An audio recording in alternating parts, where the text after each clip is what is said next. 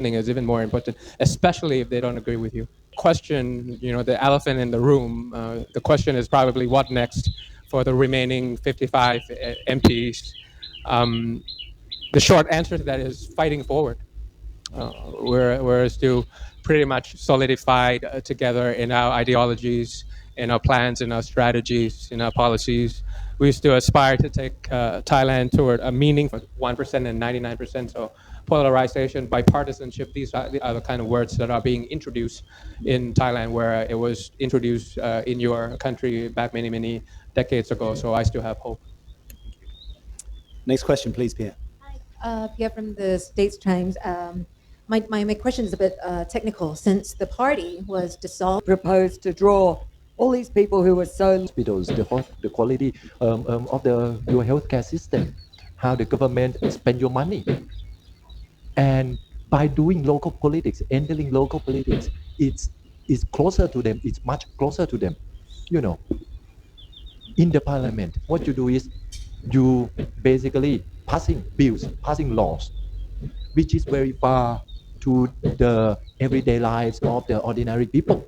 But local politics is about the quality of your streets, the quality of the election. We win, the people win. So we make them stop.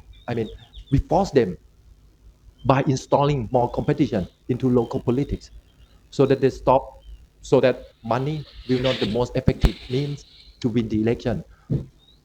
We want the people to understand this, and this is one of our core missions. Do you mean you're actually going to be sending candidates? Try to hold people accountable, or doing civic education? Because you're a movement, you can't take part in elections. Well, I can't, but I can help campaign for the candidates who we believe they shared the common ideologies. From any party. If that could be from any party, if you think the candidate's good. It will be from the Future Forward movement. I cannot run. Definitely, I cannot run. As for myself, let me address your question by breaking it down.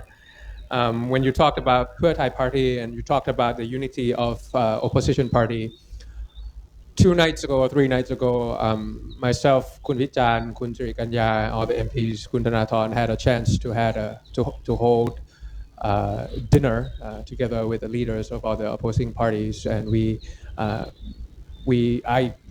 tried to convince them. I asked for a strong, one unified light of democracy. There were lessons that we needed to learn, but it's the unity of the opposing party that the people really, really requires. And I think we had a glitch in our long road, but we have made an understanding, and going forward we'll be communicating more to make sure that it's a stronger, unified opposition party when the parliament starts again.